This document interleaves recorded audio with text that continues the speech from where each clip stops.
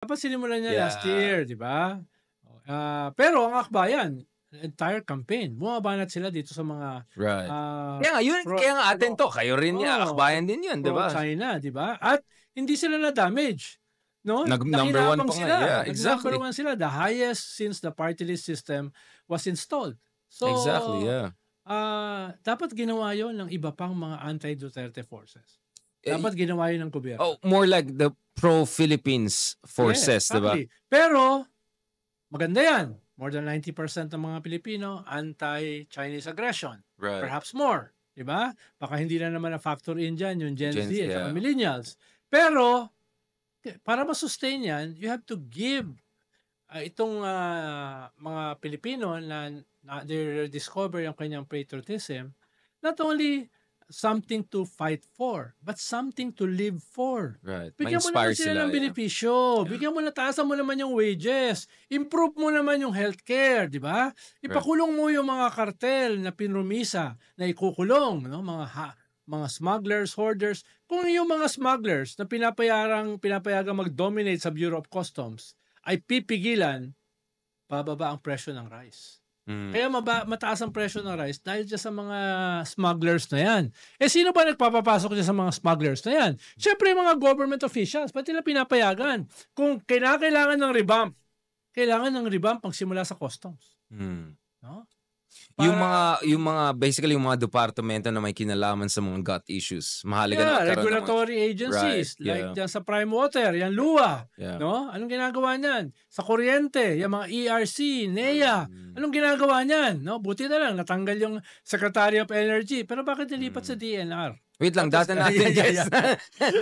I think no, but my point, Sir Ronald, here is yun nga like ito yung difficulty nowadays, no? Like, on one hand, you wanna scrutinize the government, you wanna fiscalize the government. At the same time, this is a government also that is fighting for the West Philippine Sea. And then the closest alternative to this government is the fear na babalik, basically yung Team China, allegedly, right? So how do you balance that?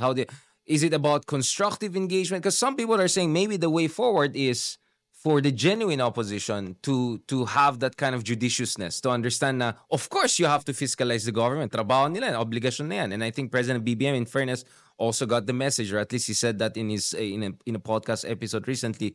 But how do you balance that? Because I think we have been very clear about this. Sa akin palagay, yung kritisismo ng budget ng gobyerno, no matter how legitimate it was, I think it really got out of control when suddenly it was called as like the worst budget ever, most corrupt budget ever. Like, how can you say that? Parang, hello, like, Farmali, hello, like, and I feel that was weaponized by the Duterte side. So how do you make that kind of balance? Ang hirap, di ba? Medyo difficult siya. Yeah. Dalawa kasi yung labanan. Kalahati ay messaging, narrative. Kalahati ay substance. Right. No? Usually, yung messaging mo tsaka narrative, pinanggagalingan niya yung substance. Kaya nga, dapat dyan, reform package. Dapat dyan, mga commitment sa SONA, ginagawa, di ba? At ikalawa, yung revamp. Dahil nag-i-implement, nagpapatakbo ng gobyerno, itong mga cabinet secretaries, na for a long time, hindi mo masyado marinig. No? At parang hindi nila ina-absorb yung mga banat sa presidente. Parang yung presidente nag-absorb. No? To be fair, yes, President BBM, medyo kailangan talaga niya mag-revamp. Long overdue na yung revamp na yan eh. Nung nangyari yung dissolution ng unit team, dapat nag-revamp ka na dahil marami doon sa mga kasama sa unit team na mortal na kaaway mo na nasa loob pa ng gobyerno. Although natanggal yung iba. Isasabotahe ka nun. No? Yung Solicitor General, medyo natanggal. Yung isa sa Chen. Yung mga nasa GOCC, exactly. Mo na, yung mga nasa mga bureau, yung mga undersecretary, dapat talaga linisin mo yan dahil binabanatan ka sa loob as well as sa labas. No? Kaya long overdue. Pero ngayon, sana tuloy-tuloy na. Hindi pwedeng by increments. I'm thinking, Sir Ronald, I mean, you tell me, isn't the way probably forward is, on one hand, of course, yung admin dapat ayusin yung communications, make sure na they'll go on the offensive, yung mga krimen na ginawa ng dating administration, allegedly, yung issue ng impeachment. At the same time, ayusin din nila yung sarili nilang substance. Exactly, no? Substance part. But you said something. Where's the beef? Halimbawa, itong usapin sa West Philippine Sea, gamitin mo na yan. Laban sa mga traidor, inside and outside government. Because the government's doing the right thing. In fairness, sa West Philippines, palaban sila. Ganda ng positioning mo. Yeah, exactly. Pero, nawe-weaponize mo ba? Bakit puro mga Leverage, pro-China yeah. yung mga nananalo, di ba? From Bongo to Marcoleta to Bato, no? To Aimee. No? Dapat na Sabi lang 90%. naman nung isa, walang Oh, West Philippines sa map, naging 90% pro-China na. ang anti-China, tapos hindi mo na kumbinsi yun na wag iboto itong mga pro-China na ito. Ibig sabihin, may problema ka sa messaging at saka sa strategies. No? Parang cabinet revamp. Kung magka-cabinet revamp ka, ang pinanggagalingan niyan is a framework. Na ito yung tatanggalin mo, pero a framework na pipiliin mo, ito yung ipapalit mo. Diba? Ganun yan eh. No, You said something like Vince Dizon also has a good messaging at least strategy. We can debate about. Yeah, definitely. We'll probably have him on this show discuss on his side just to get his side. But he worked for you also, right? He was my undersecretary. Exactly. So bago siya naging chief of staff ni Senator Alan Peter. So maybe in fairness, he's making a lot of noise at least. Some would say even substance. Nagsimula siya sa mga low-hanging fruits para magmarka. Tapos sinahaluan niya ngayon ng mga big ticket projects. Halimbawa yung usapin sa fast train na dapat daw itayo na natin, yung usapin sa North Rail, yung usapin sa subway, no, hinahaluan na niya. So ini-intersperse niya yung mga low-hanging fruits na magmamarka immediately at yung mga long-term projects na sana matapos before the end of term sa 2028. So ginagawa niya yan. At saka hinahatak na ang presidente sa kalsada. No, isang araw hinatak na sa MRT, hinatak na sa bus carousel. So tingin ko, in fairness, whether ikaw ay against or pro-government, that's the way how to do it, di ba? Yeah. Dali mo sa kalsada. Pero yung mga cabinet secretary mo, ba't wala sa kalsada? No? Ngayon, puro press con nila para nakakaramdam sila. Maybe it's because the president wants to set the tone first. I mean, I think even Malacanang said something like they want that kind of fresh, dynamic energy from, at least what they're seeing from your former undersecretary, right? At the current DOTRC. Again, we can have a debate about substance and policy. It takes time. Pero, aminin natin, if there's one thing that worked for the Duterte is that what I call yung performative governance. Diba? Kasi, let's be honest, it's not like people really will go into the grand numbers. It's what they see, headlines, quotes. It matters. Halimbawa, unfortunately, ito sa pag-postpone nung traffic scheme, pinopost nila. Parang ang dating ay, very nakiki-empathize ang presidente sa mga commuters. Responsive. Empathetic. Nararamdaman niya yung kanilang discomfort at saka pain dahil nandun siya, pumipila siya. So, ganun yung mensahe. Whether that is true or not is another thing. Pero yun yung dating sa mga tao. Kaya, baka kinakailangan nila more of that. At mukhang nag-spearhead niyan si Secretary Dizon. No? Dahil, yung ganyang message. Dahil he knows his stuff. And he worked during the Duterte administration, so he knows his stuff. Tatlong gobyerno ang kanyang pinagtrabahuan. From your, diba? So, medyo may kwensya. May expertise. Mahabang PC na how to do it, no? Actually, kasama ko siya nung minute namin si Secretary Jimenez tungkol sa No to Wangwang. Oh, right. I remember. Those were the days. Na nagmarka. Diba? So, 100%. Alam niya kung ano yung gagawin. So, baka more of that para sa presidente. Yeah, I mean, just kasi... Diba, sinabi ng presidente sa kanyang dalawang zona, dudurugin ko ang kartel, dudurugin ko ang smugglers, at saka dudurugin ko ang mga hoarders. Napakahalaga pag nagawa niya yun. Pero kahit hindi pa niya magawa fully, show something. Makita niya na meron nakukulong, meron nawawasak. Right. Dahil papunta na siya sa kanyang fourth defining zona. Anong sasabihin niya sa report card? Right. Nagawa ko ito. Dalawang zona yan, ha? But if you're BBM, you can also say that one reason siguro hindi ko nagawa yung mga gusto kong gawin is because dinidestabilize ako. Diba? I mean, yes. The Dutertes are destabilizing every day. Pero pag ikaw ang presidente, mahirap magpaliwanag sa presinto eh. Well, Pinoy did that until his last zona. Pinoy was still blaming Arroyo. I remember that very well. And that was our topic actually with Tito Boy. I remember back in the day. Pero you can only do it so much dahil the buck stops with you. Sure. Diba? Kaya nga nung ikalawang zona niya, binitawan na niya yun eh. Ang pala niya ay kailangan natin gawin ito. No? Ganon. Pero interspersed with that, sinisisi mo pa rin yung previous government. Lalo na kung 9 years yung previous government. Diba? At marami mga scandals. Pero yung dominant message mo, anong gagawin mo? Right. Because you will be judged for that. No? So there's obviously the butter issue, which is like yung economic issue, gut issues, infrastructure issue. But there's also the guns issue, which is harapin mo yung kalaban mo na medyo medieval. tayong dalawa, I mean, we are consistent about this. We have been quite critical na feeling natin there's a little bit of, to put it mildly, conflict avoidance, if not diffidence. But there's some people, including some people who work during your administration, have been saying, well, I look at the body count, like Kibuloy, Digong, Teves, like maybe it's not like one person being fox and lion a la Machiavelli, but one person being the fox and putting lions in charge of doing the stuff, right? Or more like speak softly but carry a big stick in a Rooseveltian sense. Yeah.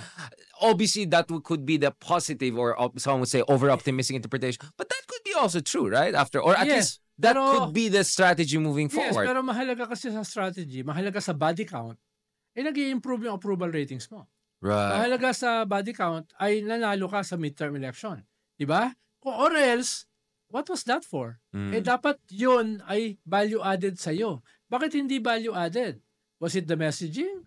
Was it the or lack thereof? Or lack thereof messaging? Diba? Yeah. Is it the leadership? No, etc. Yun yung purpose ng cabinet revamp. Pag may ganyang klaseng unraveling, ay mag-revamp ka para ipakita mo na willing ka gumawa ng reset. Willing kang tumanggap ng mistakes. Willing kang mag-reform dahil ganun yung purpose ng revamp na dapat ginagawa regularly. No? Yun yung ano. But then again, I mean, President BBM has a special problem, right? Because talagang kalaban na yung DDS base eh. Diba? Yeah, it's a basically open warfare. That's It's a mortal. 20, yeah, exactly. Yeah. So 20 to 40% is basically done. Like good luck Mindanao, good luck. So that means ang pwede lang niya i-expand na base are either liberal progressives, which is going to be very difficult, and the undecided, which is probably 25 to 30% of the population, right? So obviously the undecided makes sense in terms of what you said, which is ayusin mo yung mga basics, maybe you'll win them over. These are the people who are neither DDS nor with the administration. They're kind of, non-partisan. But do you think it's important that there's also an understanding, tactical alliance, grand coalition, whatever you want to call it, also with the pinks and progressives, whether it's on the Sara impeachment issue, whether it happens or not, whether it's on maybe another ICC arrest is in the books, maybe could be other important issues. Do you think that's an inevitable path that has to be taken by the government? Kasi yun nga, you lost na that 20 to 40%. Malaki yun eh. So basically, you're left with this 60%. And dito sa 60%, we can say 15 to 20% could be also the pink base for that matter. Diba? Yun yung Definitely, yeah. definitely. No, na may iba't iba kang impulses galing sa populasyon. Hindi mo pwedeng maliitin yung pink wave na nag-scale up during the midterm elections. No? Ikalawa, yung mga natitira sa'yo na kinakailangan mong i-rally. Katulad ng ginagawa ng mga Duterte doon sa natira sa kanila. Tapos meron kang lumalaki na soft voters or undecided in the absence of scientific data analytics, ay kailangan mo mahatak yung soft na yan, yung mga undecided na yan.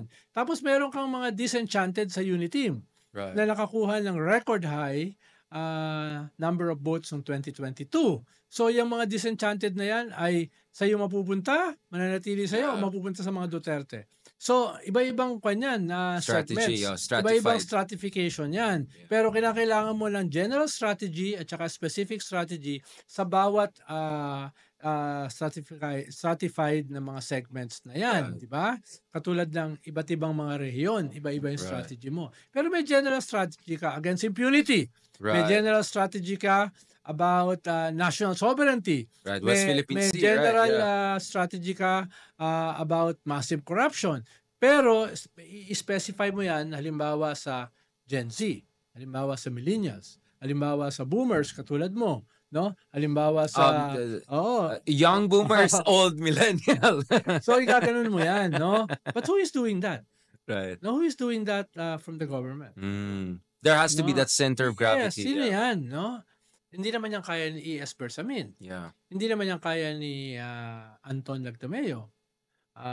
Siyempre, wala rin naman yan sa wherewithal ni First Lady. But some would say, what about Trillanes coming in? I mean, his name is popping up a lot. Yes, meron siyang capability at wherewithal para gawin yan, no? Kung ginawa nga niya yan before the elections as a member of the cabinet, halimbawa political affairs, ay may impact yan. Actually, ginagawa na niya yan habang tumatakbo siya sa Caloocan. Informally, pero ngayon may 1 year independently, Pero gawin niya not as a official of the government but unofficial. Right. Tapos after 1 year, tsaka siya pumasok. So, people like Trillanes can do that.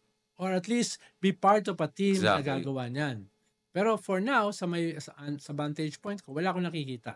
Na May kulang. There's some vacuum. Walang assessment, walang strategy, at walang mga tao na dapat gumawa nung dapat gawin.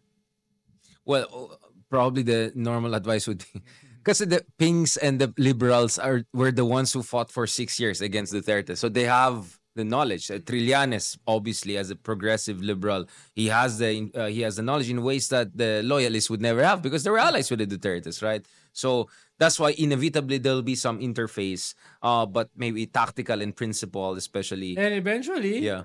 Kung hindi ma-impeach si Sara, there might be a united front of all No choice. anti-Duterte No forces choice siguro going to yan. Yeah. 2028. Popular front. Diba? National front. Kung ma-impeach si Sara, perhaps malelevel yung playing field, maraming tatakbo. Pero sa ngayon, hindi mo na pwede i-count out yung Pink dahil they are now a contender for 2028.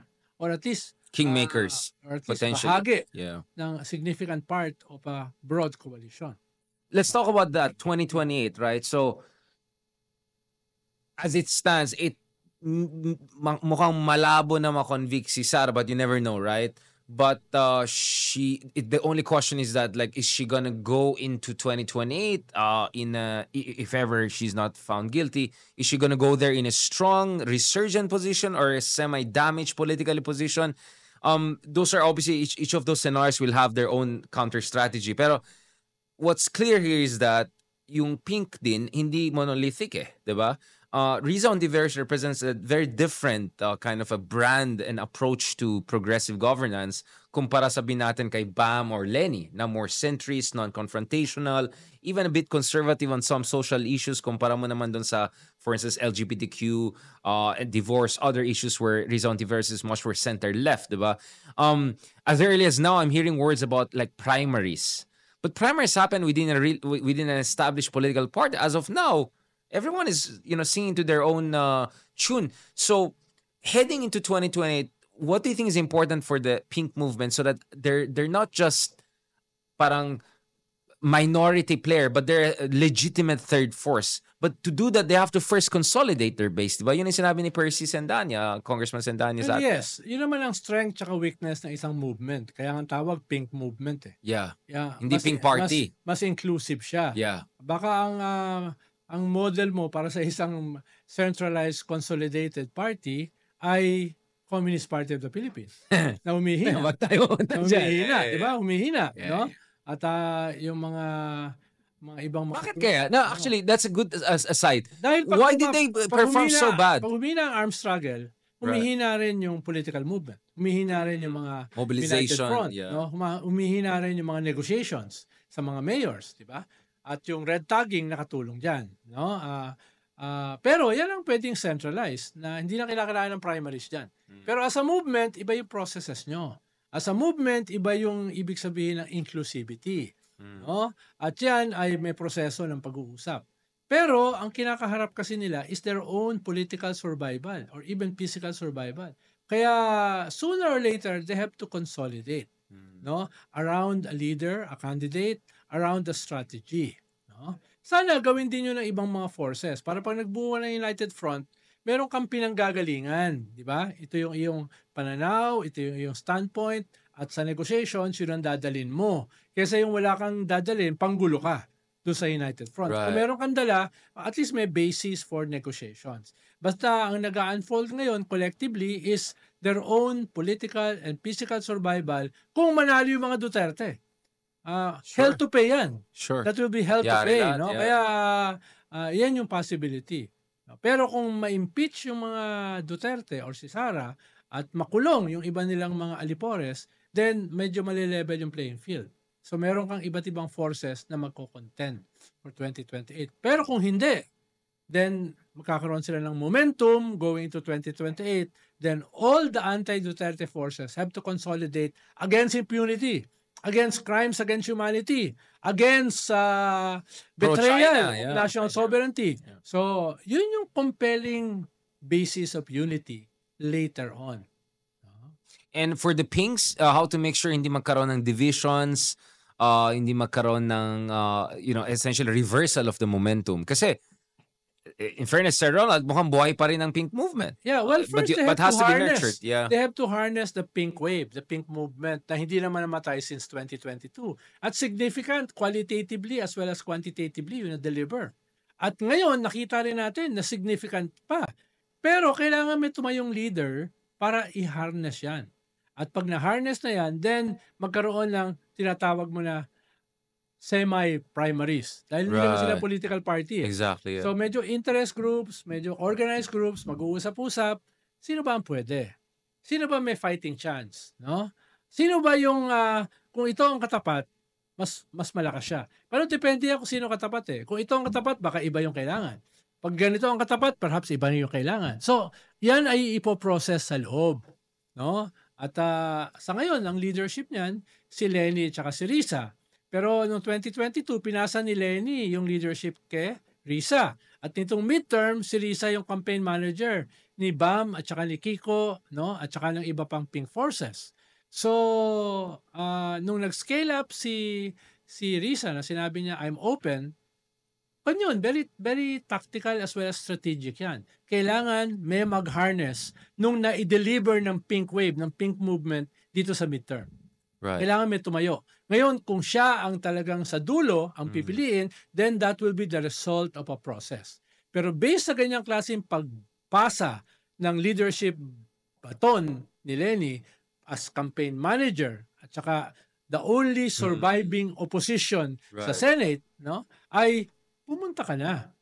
I-harness mo na yan. Dahil naghahanap yung mga bata ng leader eh. Naghahanap yung mga bata ng kanino ba kami mag-identify. Right. No? Without preempting the possible candidate ng Pink sa 2028.